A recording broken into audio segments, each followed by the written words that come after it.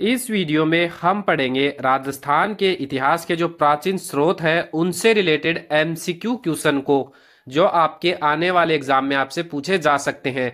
ये टॉपिक जो है लगभग सभी एग्जाम में होता है, तो आप किसी भी एग्जाम की तैयारी कर रहे हो राजस्थान के, तो आप इस वीडियो को पूरा देखें।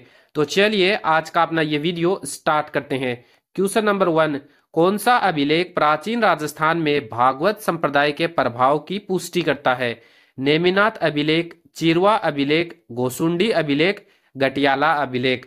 तो अगर आपको पता है तो जल्दी से बताइए इस प्रश्न का सही जवाब क्या होगा कि कौन सा जो अभिलेख है वो राजस्थान में भागवत संप्रदाय के प्रभाव की पुष्टि करता है।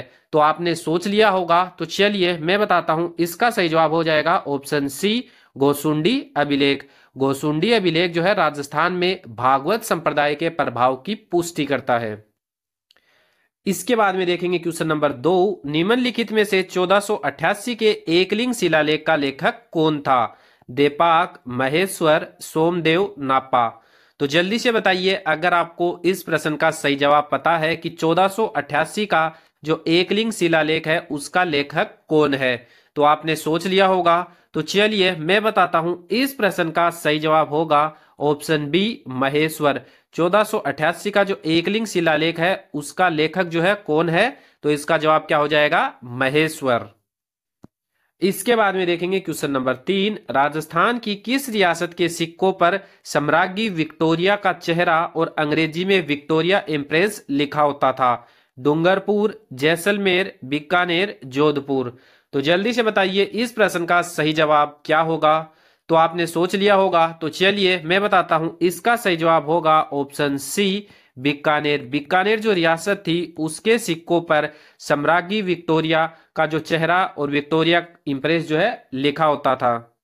इसके बाद में देखेंगे क्वेश्चन नंबर 4, मीरा संग्रहालय कहां पर स्थित है? उदयपुर, जोधपुर, जयपुर, चित्तौड़गढ़। तो अगर आपको पता है इस प्रश्न का सही जवाब, तो जल्दी से बताइए क्या होगा इस प्रश्न का सही जवाब। मीरा संग्रहालय जो है कहां पर है? तो आपने सोच लिया होगा, तो चलिए मैं बताता हूं। मीरा संग्रहालय जो है वो कहां पर है? इसका जवाब हो जाएगा ऑप्शन ए, उदयपुर में। मीरा संग्रहालय कहां पर है? तो इसका जवाब क्या हो जाएगा? उदयपुर में। इसके बाद में क्वेश्चन नंबर 5, चिरवा का शिलालेख किस जिले से प्राप्त हुआ है? जयपुर, चित्तौड़गढ़, मारवाड़, उदयपुर। तो जल्दी से बताइए इस प्रश्न का सही जवाब क्या होगा। जो चिरवा का शिलालेख है वो राजस्थान के कौन से जिले से प्राप्त हुआ है? तो आपने सोच लिया होगा, तो चलिए मैं बताता हूं। इस प्रश्न का सही जवाब होगा उदयपुर। जो चिरवा शिलालेख है वो राजस्थान के कौन से जिले से प्राप्त हुआ है? तो इसका जवाब क्या हो जाएगा? उदयपुर जिले से प्राप्त हुआ है। अब देखेंगे क्वेश्चन नंबर 6, उत्कीर्ण अभिलेखों के अध्ययन को क्या कहा जाता है? पेलियोग्राफी, एपिग्राफी, न्यूमिस्मेटिक्स, इनमें से कोई नहीं। तो जल्दी से बताइए इस प्रश्न का सही जवाब क्या होगा। जो उत्कीर्ण अभिलेख होते हैं उनके अध्ययन को क्या कहा जाता है? तो आपने सोच लिया होगा, तो चलिए मैं बताता हूं। इसका सही जवाब होगा ऑप्शन बी, एपिग्राफी। जो उत्कीर्ण अभिलेख होते हैं उनके अध्ययन को क्या कहा जाता है? तो इसका जवाब हो जाएगा एपिग्राफी कहा जाता है। इसके बाद में देखेंगे क्वेश्चन नंबर 7, कीर्ति स्तंभ प्रशस्ति के रचयिता कौन है? देपाक, मंडन, दामोदर, अतरी और महेश। तो जल्दी से बताइए इस प्रश्न का सही जवाब क्या होगा। जो कीर्ति स्तंभ प्रशस्ति है उसके रचयिता कौन है? तो आपने सोच लिया होगा, तो चलिए मैं बताता हूं। इसका सही जवाब हो जाएगा ऑप्शन डी, अतरी और महेश। जो कीर्ति स्तंभ प्रशस्ति है उसके रचयिता कौन है? अतरी और महेश। इसके बाद में देखेंगे क्वेश्चन नंबर 8, गोसुंडी शिलालेख माना जाता है 5वीं शताब्दी ईसा पूर्व का, 4वीं शताब्दी ईसा पूर्व का, 3री शताब्दी ईसा पूर्व का और 2री शताब्दी ईसा पूर्व का। तो अगर आपको पता है तो जल्दी से बताइए इस प्रश्न का सही जवाब कि गोसुंडी जो शिलालेख है कौन सी शताब्दी का माना जाता है। तो आपने सोच लिया होगा, तो चलिए मैं बताता हूं। इसका सही जवाब होगा ऑप्शन डी, 2री शताब्दी ईसा पूर्व का। गोसुंडी अभिलेख कब का माना जाता है? तो इसका जवाब हो जाएगा 2री शताब्दी ईसा पूर्व का माना जाता है। इसके बाद में देखेंगे क्वेश्चन नंबर 9, बड़ली का शिलालेख जो अशोक के काल से पूर्व का माना जाता है कहाँ स्थित है? जयपुर में, जोधपुर में, अजमेर में, पाली में। तो जल्दी से बताइए इस प्रश्न का सही जवाब क्या होगा। जो बड़ली का शिलालेख है वो कहाँ पर स्थित है। तो आपने सोच लिया होगा। तो चलिए मैं बताता हूं, इस प्रश्न का सही जवाब होगा ऑप्शन सी, अजमेर। बड़ली का जो अभिलेख है वो कहाँ पर स्थित है, तो इसका जवाब क्या हो जाएगा, अजमेर जिले में। इसके बाद में देखेंगे क्वेश्चन नंबर 10, भारतीय लिपियों पर पहला वैज्ञानिक अध्ययन किसके द्वारा किया गया था।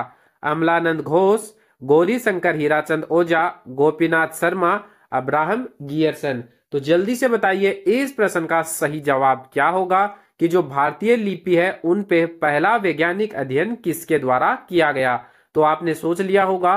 तो चलिए मैं बताता हूं, इसका सही जवाब होगा ऑप्शन बी, गौरी शंकर हीराचंद ओझा के द्वारा जो है भारतीय लिपि पर पहली बार जो क्या किया गया, वैज्ञानिक अध्ययन किया गया। तो अगर आपसे पूछ ले भारतीय लिपियों का पहला वैज्ञानिक अध्ययन किसने किया, तो इसका जवाब हो जाएगा गौरी शंकर हीरानंद ओझा ने किया।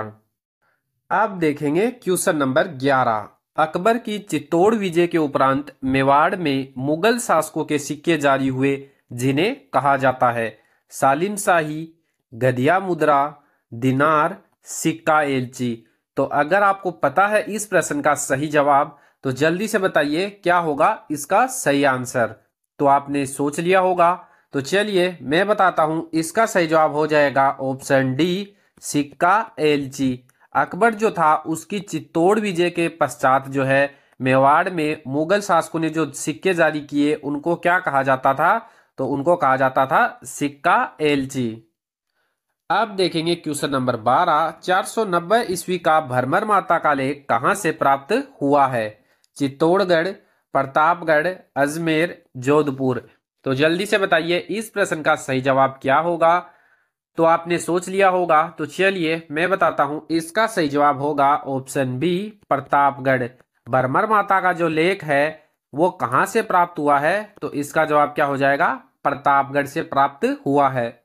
इसके बाद में देखेंगे क्वेश्चन नंबर 13, कर्नल टोड के द्वारा किस लेख को ब्रिटेन ले जाते समय समुद्र में फेंक दिया गया था। बुचकला शिलालेख, मानमोरी का लेख, गटियाला का लेख, बड़वा स्तंभ लेख। तो जल्दी से बताइए इस प्रश्न का सही जवाब क्या होगा। तो आपने सोच लिया होगा। तो चलिए मैं बताता हूं, इसका सही जवाब होगा ऑप्शन बी, मानमोरी का लेख।